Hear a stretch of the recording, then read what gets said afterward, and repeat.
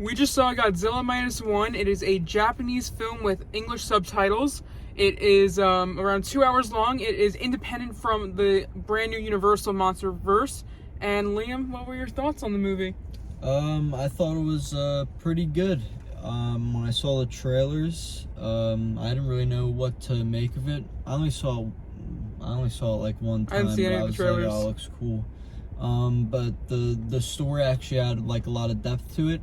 The two main characters, one of them is a kamikaze pilot who deserts the army and returns home, and you get to see the conflict of how people feel about him deserting. Like, the military guys kind of side with him, and like some of the civilians, like the people he knows back at home, they're like, oh, you deserted and like all this happened, maybe you could have made a difference. And he meets this girl who, out of the kindness of her heart, adopts a child from like a dying mother and just looks after her.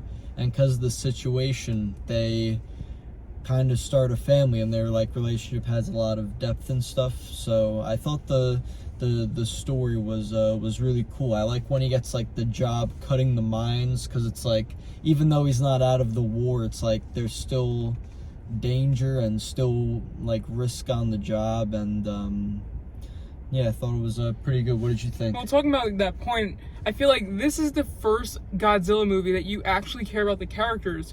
Most of the other Godzilla movies, you don't really care about them. You just want to see like the action scenes. This one, they give you time to like get to know the characters, so then when they actually face Godzilla, there's stakes. I haven't given a shit about any of the Monsterverse characters since like Bryan Cranston, and he dies 20 minutes into the first one.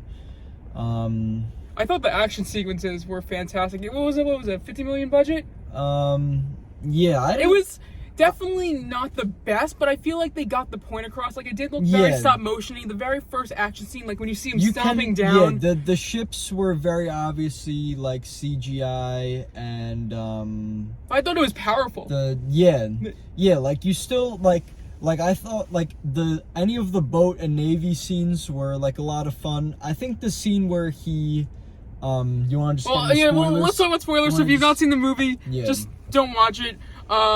Okay, so I would say the scene when he's in the city and he uses the that electricity power for the first time, it ramping up. You see the stuff on his tail like slowly lifting up, and then he shoots it. I thought that was the best scene of the movie. Yeah, I thought that was like a very good looking effect. I think like that whole like city rampage scene though is staged a little weirdly. Like you don't feel like in like the Gareth Edwards ones, for instance, when he enters like Honolulu, like in Hawaii for that first scene, like you really feel like he just can't like he's on the shore, he just goes right through the city, like boom, there he is. But like in this one, like you don't really like get as much. Well, they don't really show that. They just show right in the city. It's just like he's kind of right there, and like he picks up the train, and I'm thinking that girl's for sure dead.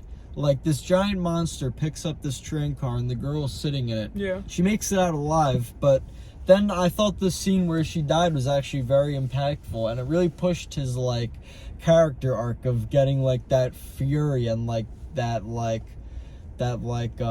willingness to sacrifice himself and get vengeance. That I thought that was a good plot point. And did you enjoy like how they took the story like into the water and everything? How they had a scientific plan on how to defeat him? I thought that was really cool. How they used like science to defeat Godzilla. See, I thought the plan was really like improbable. Like, so basically the plan is they want to trap Godzilla in this net that like releases these kinds of bubbles that sink him to the ocean, and then use these rafts to lift them up.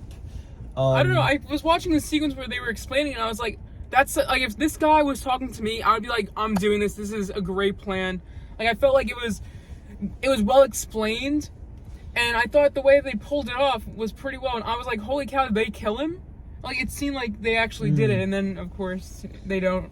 But I thought it was also cool that he, like, chewed through it, and then you saw, like, rise. See, I didn't understand how he chewed through it, though. Because it was around him, I believe, and I believe he Yeah, but wasn't that attached? So how are the ships still attached to him, though? I don't know. Like it wasn't like this scene and the city scene were the only two action sequences I really had a problem with, because like I thought this one was staged weirdly. Like, how does he chew through like the wire if he's like an upright like creature? Like, how did he get it? Listen, man, you gotta. It's a movie. But what makes this movie good though is that it's not like about the action. The action is more for the characters to get involved with, and I thought the tension of wondering if Shikishimi, I think his name was, if he was gonna go through with his suicide, and then, or can I not say that for YouTube? You can cut I don't that really out. know. So I was wondering if he was gonna go through with his kamikaze mission, and then the twist that the engineer from before put in the ejection seat. I thought that was laid out very well. Like the story and the writing, I have no problems with at all. I thought like all of that, I have no complaints. It was great.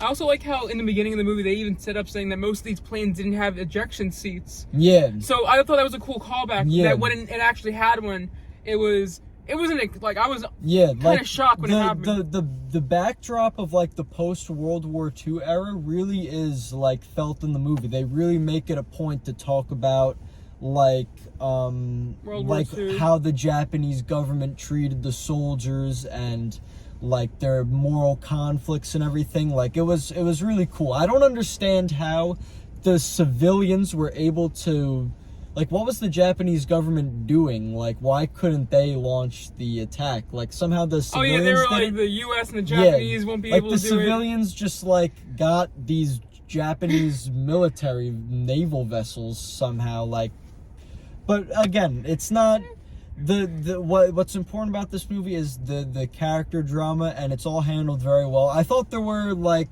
some good moments of humor, like one of the side characters gives this like speech about staying to fight Godzilla because that's what they need to do, and then he sees him just like decimate this other ship, and he's just like, never mind. And he like, it's I thought that was a good line. I really enjoyed that. I will say that this movie does have subtitles, so it kind of takes away, because this was the first time I ever saw a movie that wasn't American. I don't know. That's crazy. Yeah, that was my first. You've never seen a foreign movie? Yeah, so it was kind of weird, like looking down the subtitles and trying to focus on the picture. So I definitely missed some things as we were sitting very close to the screen, so I was kept on like looking up and down. I can't believe you've never seen a foreign movie. That's crazy. But like, I feel like with my experience with this, it's gonna open up to so many new movies and new stories that America just doesn't have. Yeah, dude. This really does feel like they're like the Gareth Edwards one and all the MonsterVerse stuff. It is very obviously like an Americanized. It's like a comic book movie. It's like an action comic movie. It's like a comic book movie, but it's like these kaiju monsters. But this one, it's like he's the villain. Like he's actually scary. Yeah, this like design of Godzilla is more reminiscent of like the original Japanese like Toho designs, and like I like the design of the MonsterVerse, but it is cool to see like that kind of homage paid to like the original Godzilla. I thought that like aspect of it was very nice. Do you have any other thoughts? If not, the score, I liked the. Oh yeah, I thought the that score. was every time you heard Godzilla coming. Yeah, our friend who saw it with us, he actually almost teared up at one point. Really? Yeah. Oh my god. I did not like how the girl survived at the end. Oh yeah, I thought that was bad. I thought the sequence that he wakes up, like he doesn't wake up, like after the attack is over and the dust is everywhere and he doesn't see anything, he just starts screaming. I thought that was really powerful. And then just to like undo that death at the very end didn't really make sense. I mean, it was cool to see his face. The scene where she dies, she gets blown away by this fucking all the like debris and biblical blast of radiation. Yeah, and then she's just alive with like one eye missing, with just like some casts. Like what? It didn't even look like she got hurt. And she pushes him. So I thought her arc was cool, like how her parents, like the last thing they ever told her was live. So she commits to do that, but then she sacrifices herself for the main character. Yeah. And like I thought that was cool, but she shoves him behind this building, which somehow doesn't get eradicated when all the other ones got eradicated. But again, whatever. It's the point of like her character arc, but then she's just like alive. Well, listen, they set up a sequel. Yeah, there might be. I was reading the director said like he would like to maybe think about some sequels. So maybe at the very end of the movie, he regenerates from his heart. I would be interested to see like where the characters go. I think it was. I believe this is the most profitable Japanese movie in America. Really? I believe they said that. So it's doing well at the box office. We could definitely see a sequel. I'm gonna give this movie probably like a 6 or a 7 out of 10. I definitely miss a lot of the parts. Like I said, I was reading the subtitles, but I thought it was probably the best solo Godzilla movie I've seen. It was definitely better than the 2014 Godzilla. I wasn't a big fan of that one. I would say I like the 2014 Godzilla better. Okay. But this one was not like a significant step down. It's just with the 2014 one, I didn't connect with the characters at all. I like the I just felt like I was more on the edge of my seat for this one. See, I felt a lot more connected to the Godzilla like action in the first one, and I like the lore with the monsters better. Mm-hmm. So I didn't feel like, even though I wasn't as connected to the characters, I still liked I thought the direction. I think the direction is way better in the 2014 one than this one.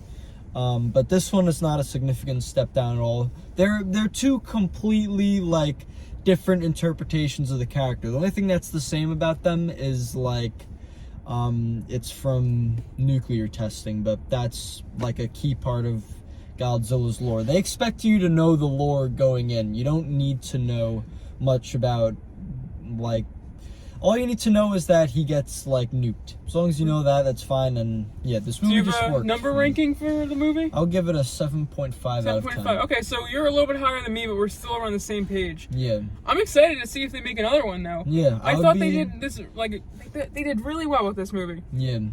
But yeah, that's our thoughts on the movie. Let me know if you saw the movie down below in the comments, and come back for another review in the future.